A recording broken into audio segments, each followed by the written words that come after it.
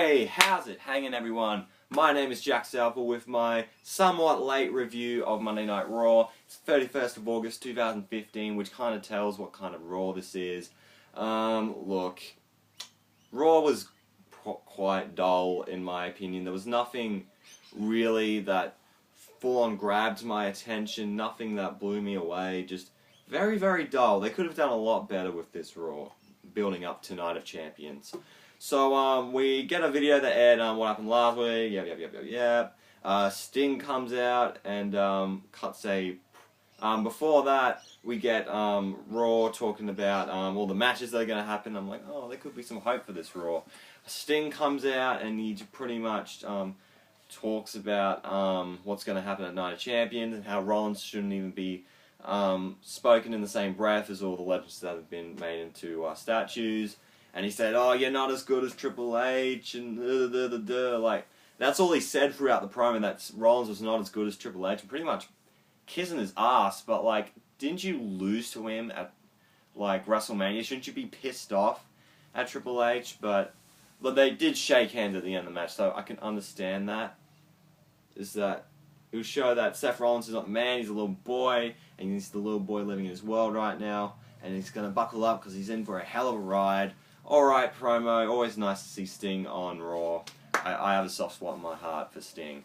Then we get a shot of Seth Rollins in the back. He's shaking his head with Stephanie McMahon, and he yells he can't believe that relic, and Sting's basically spitting his face about what he's done. Authority was pissed off, but if he beats a legend like Sting, it will cement his legacy. But then again, didn't you say that about him beating Cena? Like, what does Rollins have to do in order to cement his legacy to you? Does he have to fucking climb Mount Everest and beat every wrestler on top of it? Like, Jesus, guys. And that Rollins burnt Suplex City, destroyed Cena's face, and that Sting says he doesn't belong to legends, but when he's in the ring, he's better than anyone.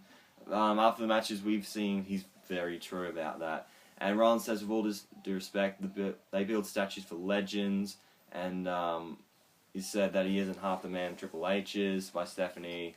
And she tells him if he wants a statue, then he can ask Sting, and Rollins walks out. Then we get Dolph Ziggler versus Rusev, and this match was way better than their match at SummerSlam because it actually had a finish, not a bullshit fucking double count-out we saw at SummerSlam. We actually got a finish. Still not that good, but like at least we got something. So at the end, what we saw is referee teased them counting it out, but they both got in at 9, thank God. Rusev has a little cry in the ring before Ziggler stands up, hits a big thrust kick. Rusev yells out, Rusev crotch! Stomps spine, goes for the accolade. Ziggler just slides out, blocks a super kick, spins him around. Ziggler surprises him with zigzag. Ziggler hits a cover, and you could have ended it there, it would have been fine. But no, Summer Rae has to come in and beat him up for disqualification. Lana gets in, tackles Summer down. They roll around the ring with a little cat fight. Summer charges. Ziggler lifts Lana up and kisses her in the face. And Rusev screams in anger. I'm really enjoyed what they did with Rusev, Ziggler, and Lana, because they've got an actual storyline going on. What? Yeah, because what the fuck happened to storylines? So, some other shit's going down. Dolph Ziggler is talking to Lana, and he says, you know, I gotta hit the showers, babe, and yeah, and all that stuff. And so, Renee is talking about what's gonna happen throughout the day, and I knew, like, straight away, alright, what's going on? Summer Rae walks into his locker room and steals his clothing and just runs off like the little bitch that she is. So, Bella Twins and Alicia Fox are in the ring. Lillian Garcia announces, because there was announced there will be a Beat the Clock challenge to determine number 1 contender for Nikki Bella's Divas Championship. So she'll actually defend it this time. Well, of course she's going to have to. It's Night of Champions. But, yeah, she wants to share every moment in time with the Bella Army and the WWE Universe. She asks the crowd to join them and count down each precious moment because there's 14 days until her Divas Championship beats AJ and she's the longest reigning champion.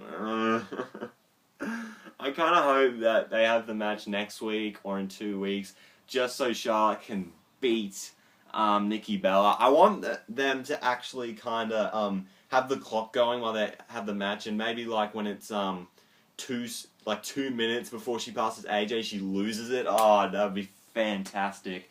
But so we get our first Beat the Clock Challenge match, which is Becky Lynch versus Alicia Fox, and they don't really have much of a match because she beats her in 3 minutes and 21 seconds. Divas Revolution! Yeah, given Divas time in a Beat the fucking Clock Challenge, you could have at least made it 5 minutes, 6 minutes, or something like that. I mean, come on. Like 3 minutes, give me a break.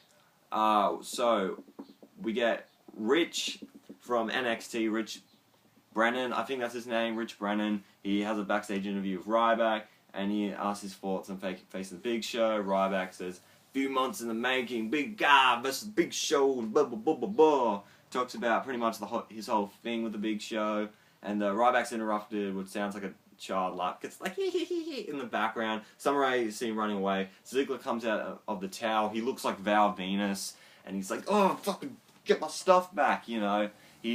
So like they're playing this up like a goddamn soap opera almost. So we get Big Show versus Ryback for the Intercontinental title. Are you excited? Oh my god. Miz is on commentary, even better.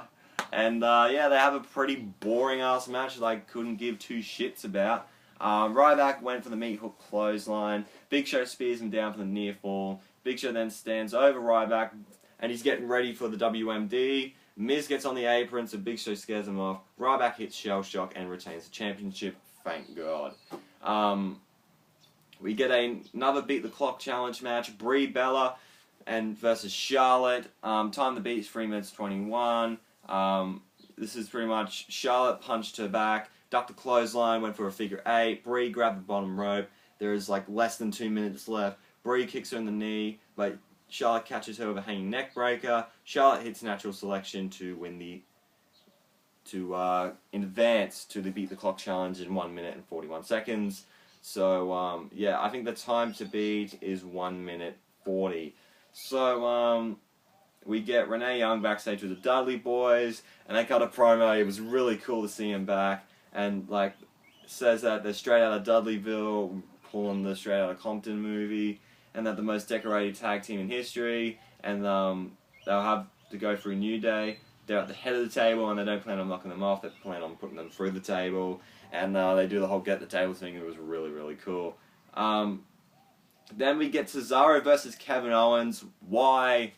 Because why not? Yep, storytelling at its finest. Let's have a match for the sake of it. Come on, guys. Give them something to work with. I know Cesaro and Owens can have fantastic matches any night of the week, but like, honestly, give them a story. Why do they hate each other? We don't know it. Cesaro and Kevin Owens are fighting for the sake of fighting. Like, it doesn't make any sense to me. So, how this ended, Cesaro was on the outside, got back into the ring, referee keeps Owen back. Cesaro goes for the Cesaro swing, but he can't pull it off, his ribs were injured. Owens kicks him in the ribs, hit the pop-up powerbomb, and Kevin Owens gets another win. It'd be nice to see them compete at Night of Champions. I'd like to see, like, the winner of those two face the US champion at the next pay-per-view, or the Raw following, or something like that. That'd be very cool. But we get Dolph Ziggler backstage, and Lana's upset because he thinks him and Summer Rae got their little freaky on. Ziggler says he wants to explain everything. He was in his locker room, and he came out of the shower, and I saw Summer Rae standing there. I grabbed the towel and told her to get out, and Lana says Summer saw her naked. She says, "How do you think that makes me feel?" Ugh. Ziggler explains himself again, but Lana walks up and she's upset. Bray Wyatt makes his way to the ring with Braun Strowman and Luke Harper. So this is Braun's moment, and then tonight he will show the world what he stands for. He will make the entire universe why he exists and shit like that, and cuts his really cool, creepy promo. And that Strowman says, you know, it's time for the apocalypse, and really, really cool big guy. I want to see Braun Strowman really, really succeed. He can be really fucking awesome. So he has a match with Dean Ambrose. And how this ended, Strowman hits the rope and hits a running kick that sends him out of the ring. Strowman goes outside, sends him into the barricade. This is Ambrose. Strowman smothers his face into the barricade while throwing Ambrose into Reigns. Strowman then shoves Reigns. Reigns punches back at Strowman for this disqualification. He just pretty much destroys everyone. And Ambrose and Reigns are down. And then afterwards, Wyatt yells, "Thank you, Abigail, for your gift." And he yells, "Follow the buzzards," and all that. Really, really cool. I'm loving what they're doing with Braun Strowman. I can see this being a 6-man tag somewhere down the line. It's just that Dean and Roman need a partner. They're not going to get Seth Rollins because he's got 2 titles right now. He's got a lot on his agenda. But at least get a 3rd man in. Maybe like some big surprise would be pretty awesome. Like a big guest. We get Renee Young. She's talking to Seth Rollins and she asks if she has any luck finding a statue. And Rollins asks if she finds it funny and that the statue isn't representative of everything he's accomplished in the past year. And it's been his year. And Sting stealing it disrespects every legend that's immortalized in bronze. And Rollins says Sting should get a subscription to the WWE Network to see what he's about. And Triple H was great in his day, but he's the first man to ever hold the United States and World Heavyweight title. I'm pretty sure Goldberg did that in WCW, but then again, this is WWE, so he kind of has a point. We get Paige versus Sasha Banks. This could have been a great match, but it went over the 1:40 limit because Paige tried to get in. She accidentally rolled out, but Team Bad was holding her back, and I think it was Bella, and she was trying to get in, and it found out Charlotte is the #1 contender for the Divas title. Paige was upset, and Charlotte's just like, "Yay, I won!" But like, "Oh no, Paige, I'm really sorry, but I fucking won." She's trying to hide her excitement. Then we get the New Day make their way to the ring, and Xavier Woods' hair is just beautiful to me. It reminds me of that Billy and Chuck song, "You're Beautiful to Me." And he says the Dudley Boys are menaces to society, culture, and the tag team titles, and furniture across it. And they pretty much do like a public service announcement about the importance of tables. And oh, it was fucking brilliant. New Day are the best thing happening in the tag team. It's so weird because around this time, 6 or 7 months ago, I was saying New Day shit and all that, and now they're the complete opposite. Everyone loves them if you book them correctly. That's with any other superstar. If you book them correctly, people will get behind them. And so Biggie goes through all the timetable, and they go through all the types of tables out there. And yeah, bubble wrap table was brought like from under the ring. And Dudley Boys are trying to start a Save the Tables chant. And then they'll face the Dudley Boys, and so it's on now. Pretty okay match for a Raw match. How it ended, Devon gives Woods a hip toss to the floor. Bubba hits some jabs following a bionic elbow. Bubba then body slams Biggie for the "what up" headbutt. Kingston then hit Bubba from behind. Devon gets the hot tag, and they hit Kingston with the 3D and get the win. Why didn't they save this for Night of Champions? Maybe they can make it a tables match. That'd be fucking cool.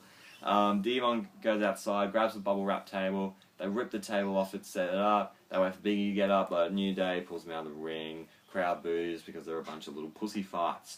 Yeah, really enjoying the New Day, and Dudley Boys cannot wait to see what they're going to do at Night of Champions. Which is probably going to be a triple threat involving the Primetime Players, which is understandable since they did lose their tag titles. Then we get to the final moment of the night, which is Seth Rollins demands Sting returns his statue. Seth Rollins, he gets a pretty okay reaction, which is pretty much the theme of the night, unfortunately. So Rollins says he wants to make something perfectly clear. Up until the last night, he had no problem at all with Sting, really. As a matter of fact, he revered him as a legend icon. I'm pretty sure at like the Slammies, you said Sting was a piece of shit or something like that.